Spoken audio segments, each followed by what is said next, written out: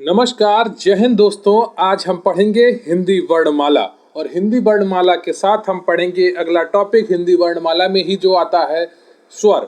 जो हिंदी वर्णमाला के भेद होते हैं उनमें हम आज स्वर का टॉपिक पढ़ेंगे। ये आपकी मुख्य सेविका की परीक्षा, यूपी पीटी, वीडियो की परीक्षा एवं वे सभी परीक्षाएं जिनमें हिंदी पूछी जाती है उनके लिए क्लास महत्वपूर्ण है। तो आप अच्छे से पढ़िएगा। इससे पहले वाली अगर आपने क्लास नहीं देखी है तो मैं आपसे रिक्वेस्ट करूंगा एक बार आप ज़रूर उस क्लास को देख लें जिसमें हमने हिंदी भाषा की उत्पत्ति और विकास को पढ़ा था तथा इसमें हिंदी व्याकरण के पूरे सिलेबस को भी देखा था। तो हिंदी की आज दूसरी क्लास है। इसमें आज हम हिंदी वर्णमाला को पढ़ेंगे और हिंदी वर्णमाला के जो भेद हैं उसमें से एक भेद स्वर को पढ़ेंगे। क्लियर है आपको? तो अच्छे से पढ़िएगा, मन लगाकर, एकदम ध्यान देकर, क्योंकि ये चीज़ टॉपिक बहुत ही महत्वपूर्ण है। ये बहुत ही आसान होता है और यहाँ से सर्वाधिक प्रश्न पूछे जाते हैं। हर पेपर में 1 से 2 प्रश्न यहाँ पर रखे हुए होते हैं जहाँ पर भी हिंदी पूछी जाती है। तो कोशिश करिएगा कि मन लगाकर पढ़ें और आज ही रिवाइज भी कर लें, तैयार हो जाए। तो चलिए शुरू करते हैं आज का वीडियो।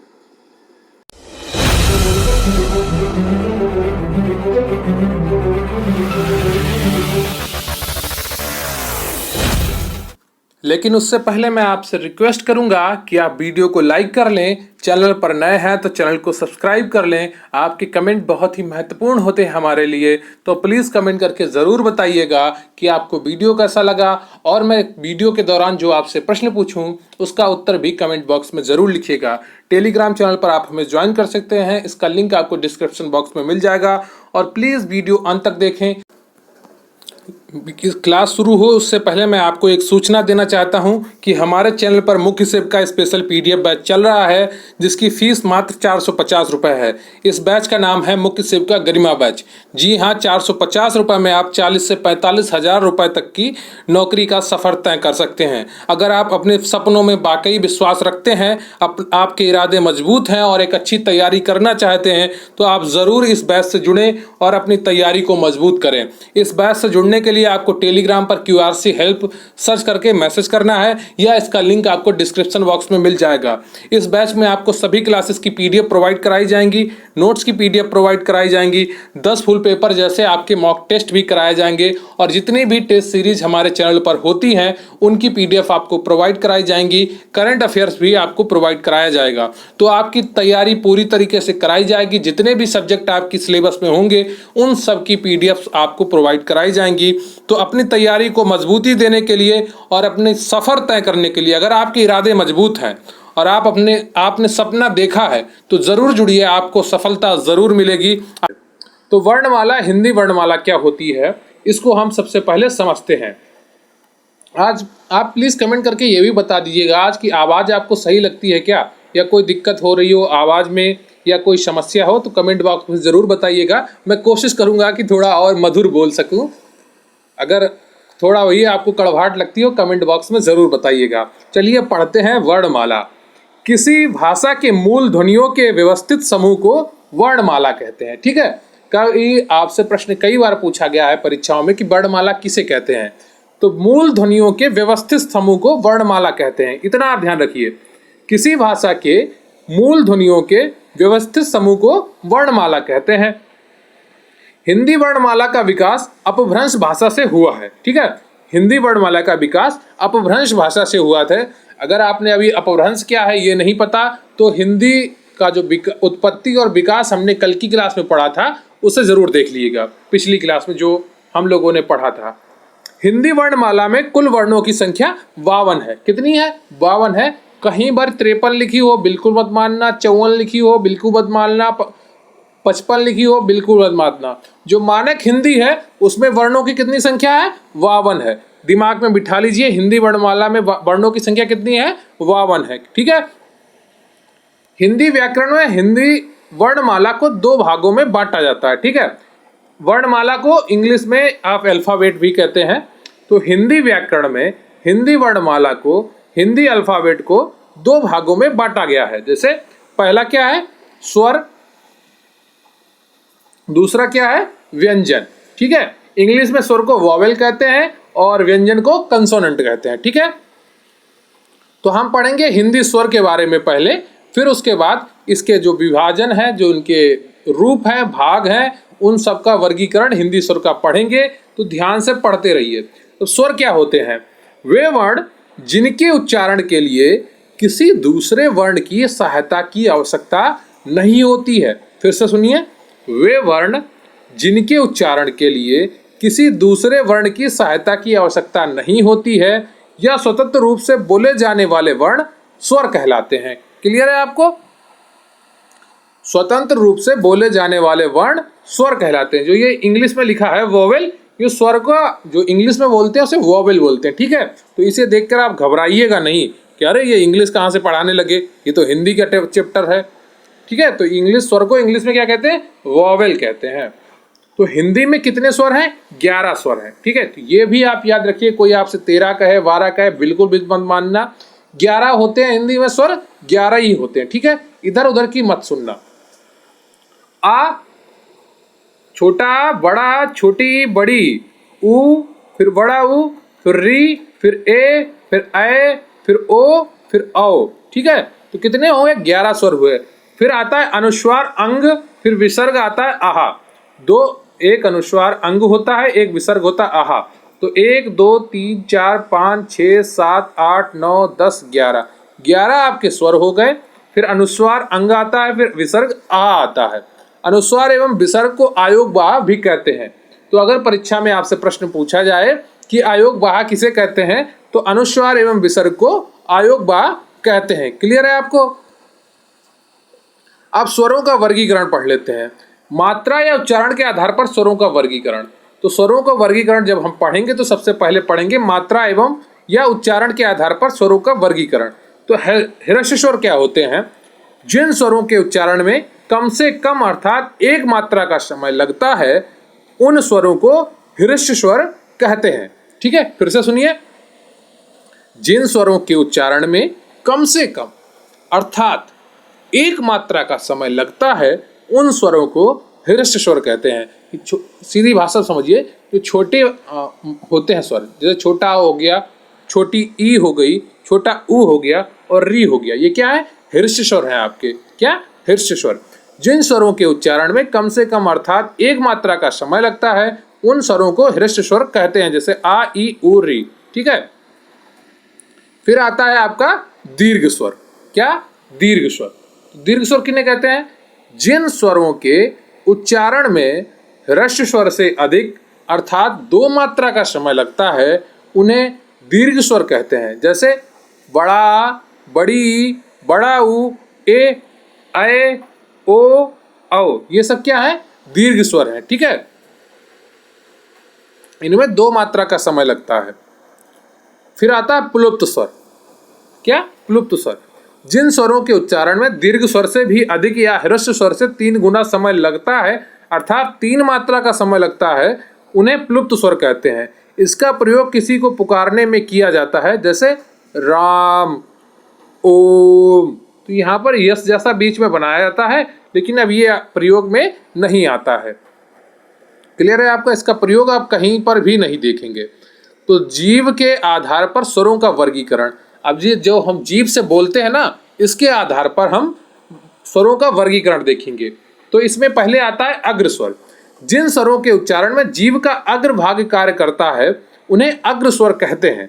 जैसे ई, ए। तो ये क्या है? इसमें जीव का अग्र भाग पर जो वजन पड़ता है, भार पड़ता है, एक्टिव होता है। आप कुछ भी अपनी भाषा में समझें। अग्र स्वर किन्हें कहते हैं? जिन स्वरों के उच्चारण में जीव का अग्र भाग कार्य करता है, उन्हें अग्र स्वर कहते हैं। छोटी ई, बड़ी ई, ए और ऐ, इनको क्या कहते हैं? अग्र स्वर कहते हैं। इन्हें बस याद कर लीजिए। अगर आप पहली बार वर्णमाला पढ़ रहे होंगे तो आपको थोड़ी तकलीफ हो रही होगी। मैं समझ सकता हूं कि आप एकदम नई चीज पढ़ रहे होंगे तो आपको थोड़ा मुश्किल लग रहा होगा, लेकिन बस आप लगातार पढ़ते रहिए। ये मत सोचिए ये क्या पढ़ा रहे हैं, ये क्या कठिन है या सरल है। बस धीरे धीरे पढ़ते रहिए। 1-2 बार देखेंगे, इनसे जुड़े हुए प्रश्न करेंगे तो अपने आप आपका सही हो जाएगा। और अगर अभी तक आपने चैनल को सब्सक्राइब नहीं किया है तो प्लीज़ सब्सक्राइब कर लीजिए और वीडियो को लाइक कर लीजिए। मैं आपको लगातार अच्छा कंटेंट देने की पूरी कोशिश करता हूं। बहुत मेहनत करके आपके लिए PDF बनाता हूं, पर पीडीएफ से वीडियो बनाता हूँ। ठीक है, तो आप अच्छे से पढ़िए, बारीकी से ध्यान लगाकर बस सुनते रहिए और देखते रहिए क्या है। कठिन है सरल है वो तो बात की बात है, चुनौती तो स्वीकार करने के लिए ही तो मुख्य सेविका का फॉर्म भरा है। कंपटीशन तो होगा ही, तभी तो फॉर्म भरा है। और कंपटीशन से बाहर निकलना क्या है, मुश्किल काम करना है। आसान तो सभी कर लेंगे, आपको थोड़ा मुश्किल काम करना है। मध्य स्वर क्या होते हैं, जिन स्वरों के उच्चारण में जीव का मध्य भाग कार्य करता है उन्हें मध्य स्वर कहते हैं। जैसे अ, आप जब आ बोलेंगे तो देखेंगे जीव का जो बीच वाला भाग है उस पर भार फील होगा आपको। बोलिए एक बार मेरे साथ, अ, तो बीच में आपकी हवा का वजन महसूस होगा जीव की बीच में, अ। तो जिन स्वरों के उच्चारण में जीव का मध्य भाग कार्य करता है उन्हें मध्य स्वर कहते हैं, जैसे अ। फिर आता है पश्च स्वर। जिन स्वरों के उच्चारण में जीव का, यहाँ पर जीव लिख गया, यहाँ पर जीभ होगा, ठीक है, ये वाला जीभ होगा, तो उसको आप ध्यान रखिएगा। जीव का पीछे वाला भाग कार्य करता है उन्हें पश्च स्वर कहते हैं, जैसे अ, उ, बड़ा उ। बड़ा उ कैसे बोलेंगे, उ, ओ, औ। तो ये आप देखेंगे पीछे वाली जीभ है आपकी, वहां पर आपको जो सांस निकल रही है वहां पर आपको महसूस होगी, वहां पर आपको वजन महसूस होगा, वहां पर आपका भार महसूस होगा। कहां पर, पीछे वाली जीभ पर। एक बार बोल के देखिए, आ। तो पीछे जो आपका पीछे वाली जीभ है, जीभ का पिछला हिस्सा है, वहां पर आपको वजन महसूस होगा। इसी तरह आप छोटा ऊ बोलेंगे या बड़ा ऊ बोलेंगे या ओ बोलेंगे या औ बोलेंगे। क्लियर है आपको, तो पश्च स्वर होते हैं ये। फिर आता है मुख द्वार के खुलने के आधार पर स्वरों का वर्गीकरण। मुख द्वार के खुलने के आधार पर स्वरों का वर्गीकरण, ठीक है। तो विव्रत स्वर क्या होते हैं, जिन स्वरों के उच्चारण में, मैं लिख गया यहाँ पर में होगा, ठीक है, ये में। क्लियर है आपको, में होगा यहाँ पर। जिन स्वरों के उच्चारण में मुख द्वार पूरा खुलता है उन्हें विव्रत स्वर कहते हैं, जैसे आ। जब आ बोलेंगे आप ना, बड़ा वाला आ, तो आपका पूरा मुंह खुल जाएगा, आ। तो जिन स्वरों के उच्चारण में मुख द्वार पूरा खुलता है उन्हें विव्रत स्वर कहते हैं। क्लियर है आपको। फिर आता है अर्ध विव्रत स्वर। जिन स्वरों के उच्चारण में मुख द्वार आधा खुलता है उन्हें अर्ध विव्रत स्वर कहते हैं, जैसे अ, आए, अ, आए। ये क्या है, आपके अर्ध विव्रत स्वर हैं। फिर आता है आपका समृत स्वर। तो जिन स्वरों के उच्चारण में मुख द्वार कम खुलता है अर्थात लगभग बंद रहता है इन्हें समृत स्वर कहते हैं, जैसे ई, उ, ऊ। तो ये जब बोलेंगे आपका मुंह खुलेगा नहीं ज्यादा, लगभग बंद ही रहेगा, बिना मुंह पूरा खोले भी आप इन्हें बोल सकें, इसलिए इन्हें समृत स्वर कहते हैं। तो जिन स्वरों के उच्चारण में मुख द्वार कम खुलता है, क्लियर है, एक बार ध्यान से देखेंगे, जिन स्वरों के उच्चारण में मुख द्वार कम खुलता है अर्थात लगभग बंद रहता है उन्हें समृत स्वर कहते हैं, जैसे ई, उ। अब आते हैं अर्ध समृत स्वर पर। जिन स्वरों के उच्चारण में मुख द्वार आधा बंद रहता है उन्हें अर्ध समृत स्वर कहते हैं, जैसे ए, ओ। ठीक है, अर्ध समृत स्वर किन्हें कहते हैं, जिन स्वरों के उच्चारण में मुख द्वार आधा बंद रहता है उन्हें अर्ध समृत स्वर कहते हैं, जैसे ए, ओ, ए, ओ। तो इसमें क्या होता है आपका, अब मुख द्वार आधा बंद रहता है। क्लियर है आपको। अब ओठों के आधार पर स्वरों का वर्गीकरण, ठीक है, थोड़ा ये कठिन टॉपिक है, हल्का सा, ज्यादा नहीं। अगर आप इसको 2 बार पढ़ लेंगे तो आपको बहुत ही आसान लगेगा, पर आपको शुरुआत तो करनी पड़ेगी ना। पहले से ही आप अपना हौसला तोड़ देंगे, कहेंगे अरे मजा नहीं आ रहा, बोर हो रहा हूँ, तो हर चीज में बोर थोड़ी होंगे। कुछ चीजें होंगी जिसमें आप बोर भी होंगे, कुछ चीजों में आपको मजा भी आएगा। तो अच्छे से लगातार पढ़ते रहिए, बस मजा आएगा आपको। हिंदी तो बहुत बड़ा टॉपिक है, बहुत से चैप्टर हैं, बहुत से चैप्टर में मजा भी आएगा। तो ओठों के आधार पर स्वरों का वर्गीकरण। वृत्ताकार स्वर, जिन स्वरों के उच्चारण में ओठों का आकार गोल हो जाता है उन स्वरों को वृत्ताकार स्वर कहते हैं। क्या, एक बार फिर से सुनिए आप। वृत्ताकार स्वर, जिन स्वरों के उच्चारण में ओठों का आकार गोल हो जाता है उन स्वरों को वृत्ताकार स्वर कहते हैं, जैसे उ, ओ, औ। जिन स्वरों के उच्चारण में ओठों का आकार गोल हो जाता है, गोल हो जाए आपका बिल्कुल आकार, उन स्वरों को वृत्ताकार स्वर कहते हैं, जैसे उ, ओ, औ। फिर आता है अवृत्ताकार स्वर। जिन स्वरों के उच्चारण में ओठों का आकार गोल नहीं होता उन्हें अवृत्ताकार स्वर कहते हैं। अगर आप इनमें ऊपर वाले याद कर लेंगे तो नीचे वाले याद करने की जरूरत नहीं, नीचे वाले याद कर लेंगे तो बचे हुए ऊपर वाले हो जाएंगे। तो आसान है, बस थोड़ा जुगाड़ें आपको लगानी पड़ेगी, दिमाग का प्रयोग करना पड़ेगा। जिन स्वरों के उच्चारण में ओठों का आकार गोल नहीं होता है उन्हें अवृत्ताकार स्वर कहते हैं, जैसे आ, ई, ए, ऐ। क्लियर है आपको? फिर अब आ जाते हैं उच्चारण स्थान के आधार पर स्वरों का वर्गीकरण। बस पहुंचने वाले हैं हम अपने एंड पर, इनका वर्गीकरण खत्म होने वाला है। ये वाला आप जरूर याद रखिएगा, बाकी ऊपर वाले सारे याद रखें ना रखें, पर ये जो मैं अभी आपको पढ़ा रहा हूं इनको जरूर याद रखिएगा। ये वाला वर्गीकरण बिल्कुल मत भूलिएगा। उच्चारण स्थान के आधार पर स्वरों का वर्गीकरण। तो कंठ से क्या क्या बोला जाता है? आ बोला जाता है, आ बोला जाता है और आहा बोला जाता है, ये कंठ से बोला जाता है। फिर तालव्य से क्या बोला जाता है? छोटी ई और बड़ी ई। फिर मूर्धन्य से क्या बोला जाता है? री। जब मूर्धन्य क्या होता है, आपकी जीभ घूम के ऊपर लगेगी जाके तो उसे मूर्धन्य बोलेंगे, ठीक है। फिर ओष्ठ से क्या बोला जाएगा? ऊ। जब आप पूरा बोलने के लिए ताकत ओंठों का प्रयोग करेंगे तो ओष्ठ होता है, ठीक है। ऊ और ऊ, ये आपके ओठ से बोला जाता है। फिर अनुनासिक क्या होता है? अंग। इसमें आप नाक से आवाज निकालते, अनुनासिक अंग, नाक का प्रयोग करते हैं। फिर कंठ तालव्य क्या होता है? जो कंठ और तालव्य दोनों से आपकी आवाज निकले उसको कंठ तालव्य कहते हैं ध्वनि। ए और ऐ, ठीक है। तो ये कंठ तालव्य हो गया। फिर कंठोष्ठ क्या हुआ? ओ और औ। इसमें आप क्या अपने कंठ का भी प्रयोग करेंगे और ओठों का प्रयोग करेंगे इसको बोलने के लिए, तो कंठोष्ठ हो जाएगा। ओ और औ। क्लियर है आपको? ओ और ओ कंठोष्ठ हो गया। कंठ तालव्य ए और ऐ हो गया। अनुनासिक अंग हो गया। ओष्ठ आपका ऊ और बड़ा ऊ हो गया। मूर्धन्य आपका री हो गया और तालव्य आपका ई और बड़ी ई हो गई। कंठ आपका आ और आहा हो गया। क्लियर है आपको? अब कुछ महत्वपूर्ण प्रश्न है। आपने पूरा स्वरों का जो वर्गीकरण था उसको पढ़ लिया है। आपको वीडियो कैसी लगी कमेंट करके जरूर बताइएगा। और आज का आपका प्रश्न है कि भारत में हिंदी दिवस कितनी तारीख को मनाया जाता है? राष्ट्रीय हिंदी दिवस कितनी तारीख को मनाया जाता है और क्यों मनाया जाता है? ठीक है, कमेंट करके जरूर बताइएगा भारत में राष्ट्रीय हिंदी दिवस कब और क्यों मनाया जाता है। क्लियर है? तो अभी हम पढ़ेंगे कुछ एमसीक्यू, आपके महत्वपूर्ण प्रश्न जो आपकी परीक्षाओं में पूछे गए हैं। वर्णमाला किसे कहते हैं बताइए? ऑप्शन ए शब्द समूह को, बी शब्द गणना को, सी वर्णों के व्यवस्थित समूह को, डी वर्णों के संकलन को। बताइए वर्णमाला किसे कहते हैं? ए बी सी डी में कौन सा ऑप्शन आपका सही हो जाएगा?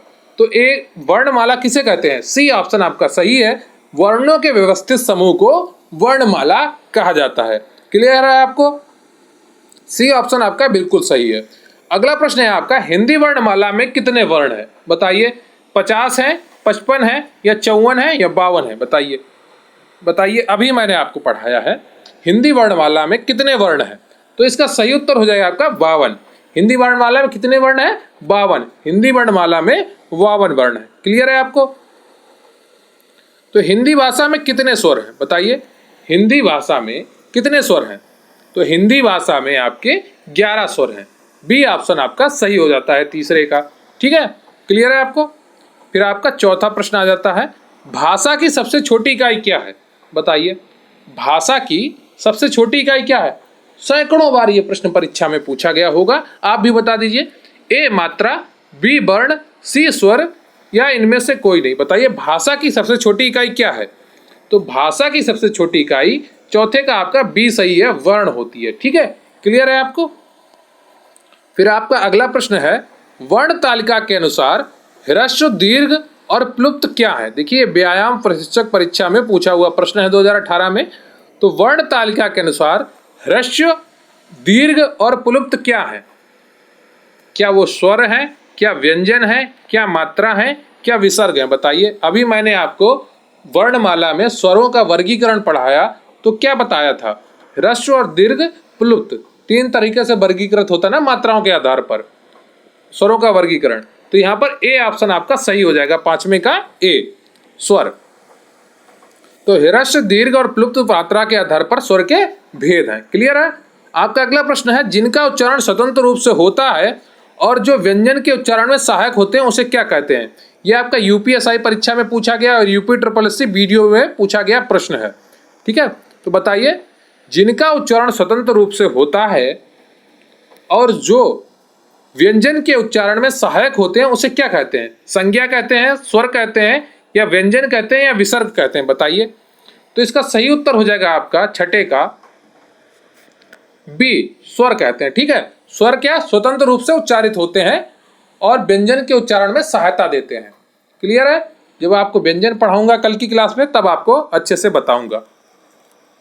तो निम्नलिखित में से कौन सा संयुक्त स्वर नहीं है, बताइए। निम्नलिखित में से कौन सा संयुक्त स्वर नहीं है। क्या आपका ए अ, या बी ए, या सी ऊ, या डी ओ, बताइए इनमें से कौन सा ऑप्शन आपका सही है। निम्नलिखित में कौन सा संयुक्त स्वर नहीं है, यूपी ट्रिपल एससी लोअर की परीक्षा 2019 में पूछा गया प्रश्न है आपका। तो निम्नलिखित में से कौन सा संयुक्त स्वर नहीं है, तो इसका सही ऑप्शन हो जाएगा आपका सी, बड़ा ऊ जो होता है वो संयुक्त स्वर नहीं होता है। तो बड़ा ऊ संयुक्त स्वर नहीं है बल्कि यह दीर्घ स्वर है। हिंदी वर्णमाला में कुल 11 स्वर हैं जो इस प्रकार हैं। तो देखिए, ह्रस्व स्वर क्या है आपका, आ, ई, उ, री, ये आपके ह्रस्व स्वर हैं। और दीर्घ स्वर क्या है, बड़ा, बड़ी, बड़ा ऊ। और संयुक्त स्वर क्या है, ए, ऐ, ओ, औ। क्लियर है आपको। एक बार फिर से देखिए, ह्रस्व स्वर क्या है, आ, ई, उ, री। और दीर्घ स्वर क्या है, बड़ा, बड़ी, बड़ा ऊ। और संयुक्त स्वर क्या है, छोटा ए, बड़ा ए, ओ और औ। ये आपके संयुक्त स्वर है। क्लियर है आपको। तो अच्छे से पढ़िए और ध्यान लगाकर पढ़िए ताकि आपको एक एक चीज याद हो जाए और एक एक चीज आपकी सही हो पेपर में। आपका लक्ष्य सफलता हासिल करना है, तो मेहनत ऐसे करो कि सफलता आपकी कदम चूमे, आप सफलता के पीछे ना घूमे। निरंतर लगे रहिए, थोड़ा थोड़ा करते रहिए, आपको रिजल्ट जरूर मिलेगा। एक बार में निराश होने की आवश्यकता नहीं है। अगर आप सबकी सुनेंगे तो अपनी कब करेंगे, है ना। तो सबकी सुनना बंद करिए। जो आपके लिए जरूरी है, आपके जीवन का जो परम लक्ष्य दिला सकता है वो करिए। सबकी सहायता करने निकलेंगे, सबको खुश करने निकलेंगे तो अपने साथ धोखा करेंगे, अपने साथ गलत करेंगे। तो कोशिश करिए कि अपने साथ वो करें जो आपके लिए सही है। क्लियर है। तो मैं आपको एक छोटी सी जानकारी और देना चाहूंगा कि हमारे चैनल पर मुख्य सेब का स्पेशल पीडीएफ बैच चल रहा है जिसकी फीस मात्र 450 रुपये है। इससे जुड़ने के लिए आप टेलीग्राम पर QRC हेल्प सर्च कर सकते हैं और बैच का नाम है मुख्य सेब का गरिमा बैच। सभी क्लास की PDF आपको प्रोवाइड कराई जाएंगी, नोट्स की PDF आपको प्रोवाइड कराई जाएंगी, 10 फुल पेपर जैसे मॉक टेस्ट कराए जाएंगे आपको। और हमारे चैनल पर जितनी भी टेस्ट सीरीज चलेंगी उन सब की PDF आपको प्रोवाइड कराई जाएंगी, करंट अफेयर्स की PDF आपको प्रोवाइड कराई जाएंगी। इसके अलावा आपके जितने भी सब्जेक्ट ऑफिशियल सिलेबस में होंगे उन सब की PDF आपको प्रोवाइड कराई जाएंगी। तो अगर आपने सपना देखा है इस भर्ती में अपना सिलेक्शन लेने का, मुख्य सेवका भर्ती में, तो ज़रूर ज्वाइन करें और अपने सपनों को पूरा करें। आपके पास ये स्वर्णिम अवसर है, ऐसी भर्तियां ज़्यादा नहीं आएंगी, तो लापरवाही कोई मत करिए। अगर आपको लगता है आप इसके काबिल हैं तो तैयारी पूरे मन से करिए और अच्छे से करिए, कोई कसर मत छोड़िए, हिम्मत लगाकर लगे रहिए। ठीक है। तो आज आपने पढ़ा हिंदी वर्णमाला और उसका वर्गीकरण में स्वर को, कल आप पढ़ेंगे व्यंजन को। क्लियर है आपको। इससे पहले आपको हिंदी भाषा का विकास और उसकी उत्पत्ति पूरा मैंने पढ़ा दिया है। लगातार आपकी हिंदी की क्लासेस भी इसी तरह चलेंगी। आज आपकी हिस्ट्री में मैंने जो विगत परीक्षाओं में पूछे हुए प्रश्न आए थे एंशिएंट हिस्ट्री से, प्राचीन भारत से, वो कराए हैं। आपका प्राचीन भारत खत्म हो चुका है। कल आपकी करंट अफेयर्स की क्लास आएगी, उसे जरूर देखिएगा और अच्छे से तैयारी करते रहिए। वीकली आपकी करंट अफेयर्स की क्लास होती है, उसे भी देखते रहिए। और जो आपका आज का प्रश्न है कि भारत का राष्ट्रीय दिवस कब मनाया जाता है और क्यों मनाया जाता है, उसका उत्तर भी कमेंट बॉक्स में जरूर लिखिएगा। आपको वीडियो कैसा लगा कमेंट बॉक्स में जरूर बताइएगा। इसके अलावा आपको मेरी आवाज़ सही से सुनाई दे रही है कि नहीं, ये भी कमेंट बॉक्स में जरूर बताइएगा। तो थैंक यू वेरी मच। जय हिंद, जय भारत।